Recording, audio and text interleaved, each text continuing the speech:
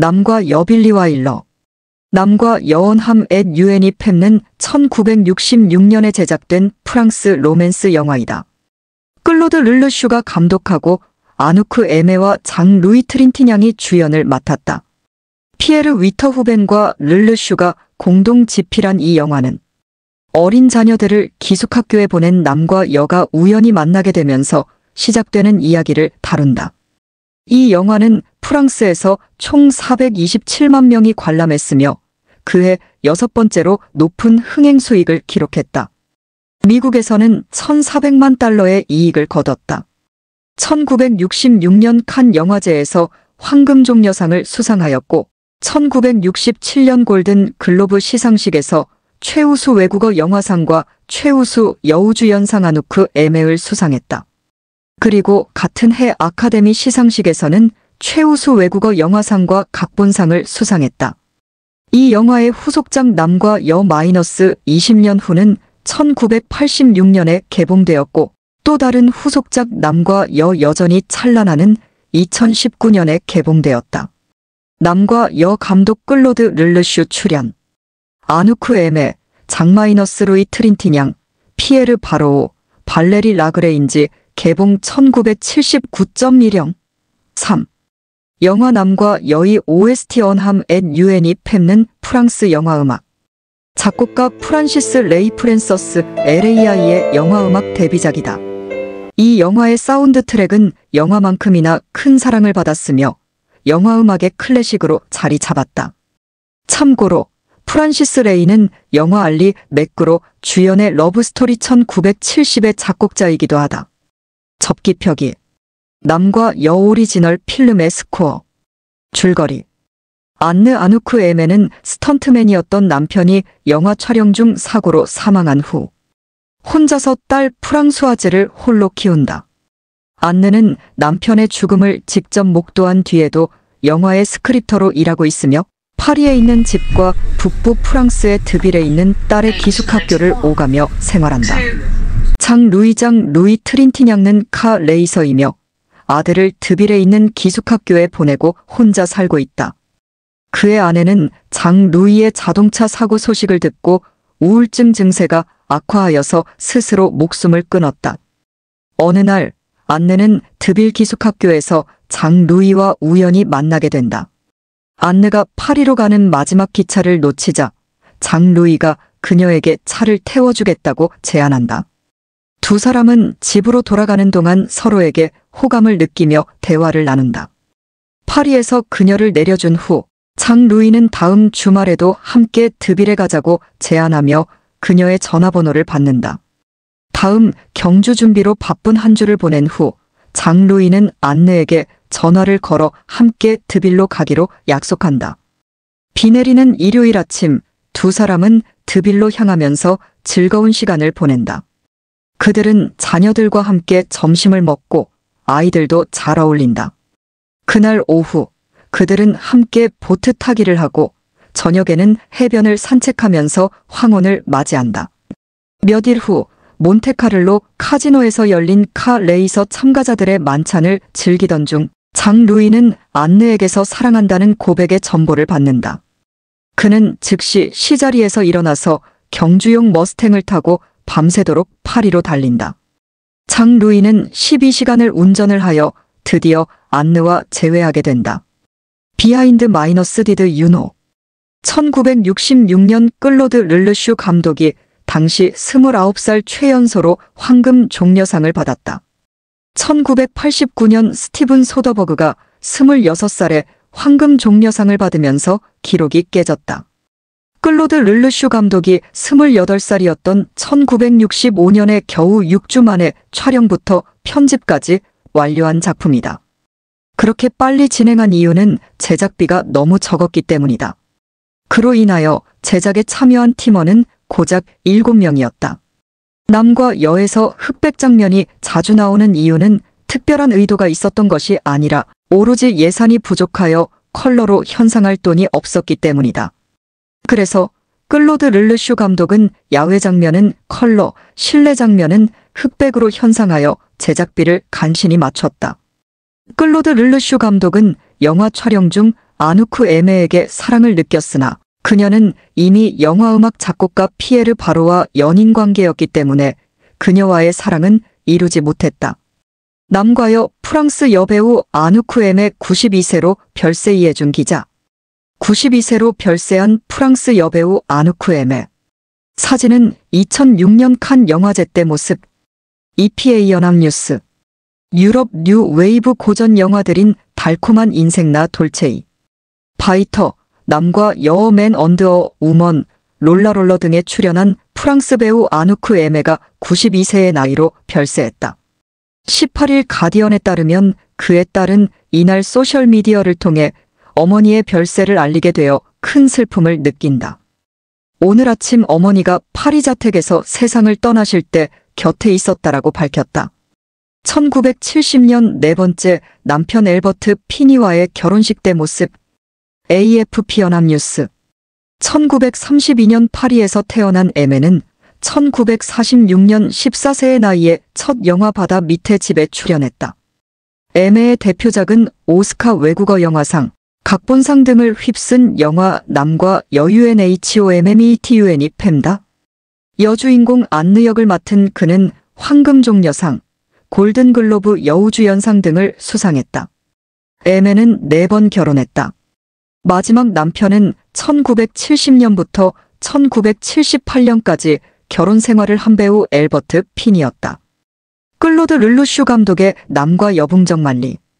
고등학교 때 누나와 마산에서 처음 봤었다.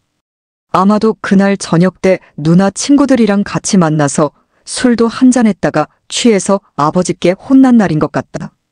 히읗히읗. 프란시스 레이의 주제가가 마음에 들었고 가사 내용 중 결혼은 우리 속의 행복, 독신은 진흙탕 속의 자유라는 말이 아주 인상적이었다. 마지막 부분에 여주인공이 왜 도중에 떠나는지를. 당시에는 잘 이해를 못했다가 대학 시절에 서울에서 여친과 함께 다시 보고서야 제대로 이해할 수 있었다. 아무튼 영화의 마지막 부분 기차역에서의 재회로 해피엔딩하는 결말이 더욱 마음에 들었다. 난 지금도 해피엔딩 하지 않는 것은 썩 마음에 내키지 않는다. 아리스토텔레스가 주장한 바와 같이 아무리 비극이 카타르시스 작용을 일으킨다고 하더라도. 그리고 여주인공 아누크 에메의 특이한 분위기가 참으로 끌렸던 것 같다. 아주 예쁜 얼굴은 아닌 것 같은데도 묘한 끌림이 있는 배우였다. 홍콩 영화 동방불패에서 나오는 임청아와 같이 약간은 중성적인 분위기도 있는 것 같고.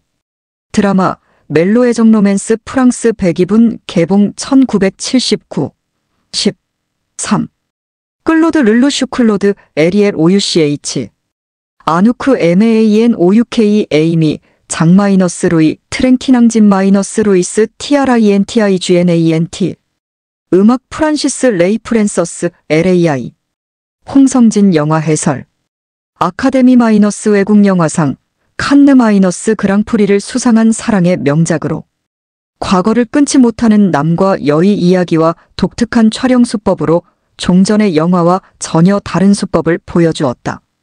그것은 빨강, 노랑, 청색의 모노크롬의 화면 구사, 대사가 없는 표정과 동작, 그리고 연기가 전혀 없어 보이는 주연 배우 등등 거장 클로드 룰루슈 감독의 화려한 사랑의 세계 묘사가 가히일품이다. 여기에 영화음악의 거장 프란시스 레이의 스윙풍의 곡을 그의 파트너인 샹송 가수이자 작곡가인 피에르 바슐레가 부른 남과 여의 삼바도 이 영화를 한층 더 멋지게 하였다. 이 밖에도 영화 남과 여하면 잊을 수 없는 장면이 있다.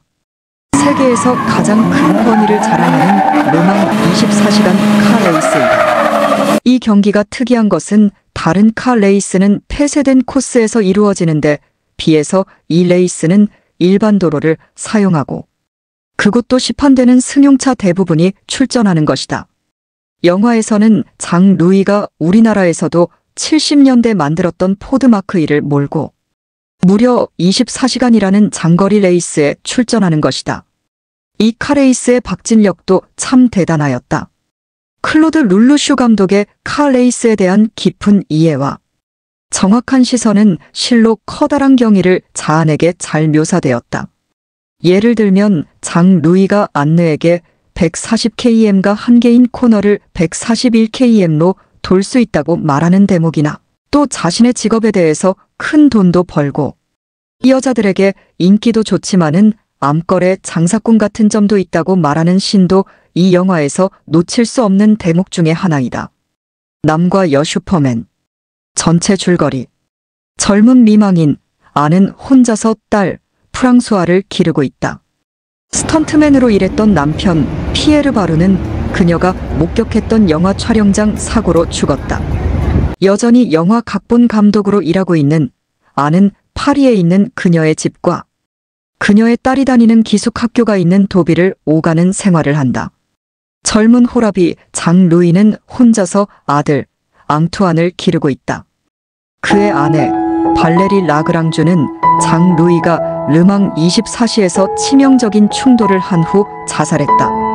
여전히 카레이서로 일하는 장 루이 역시 파리와 그의 아들이 다니는 기숙학교가 있는 도빌 사이를 오가는 생활을 한다. 어느 날 안이 파리로 돌아가는 마지막 기차를 놓친 후 안과 장 루이는 도빌 기숙학교에서 만난다. 장 루이는 그녀를 태워주고 둘은 집으로 차를 타고 오는 동안 친해진다. 그는 그녀를 내려줄 때 그녀가 다음 주에 함께 차를 타고 가고 싶은지 물어본다. 그녀는 그에게 전화번호를 알려준다. 다음 레이스를 준비하는 바쁜 한 주가 지난 후 장 루이는 전화를 하고 그들은 일요일 아침 일찍 만난다. 그리고 비가 내리는 가운데 도빌로 향한다. 서로에게 끌린 그들은 그들의 아이들과 함께 즐거운 점심을 먹는다. 그 후 그들은 보트를 타러 가고 다음에는 해가 지고 있는 해변을 걷는다. 장 루이는 다음 주를 프랑스의 가장 남쪽에서 열리는 몬테카를로 랠리를 준비하고 참가하는 데 보낸다. 아는 매일 그 레이스의 신문기사를 유심히 살핀다. 그것은 프랑스 리비에라 해안의 빙판길을 따라 악천후에서 펼쳐진다. 레이스를 시작했던 273대의 차주 장 루이의 흰색 머스탱을 포함하여 오직 42대만 완주할 수 있었다. 레이스의 결말을 TV로 지켜봤던 아는 장 루이에게 브라보, TV에서 당신을 봤어요. 사랑해요. 라고 전보를 보낸다.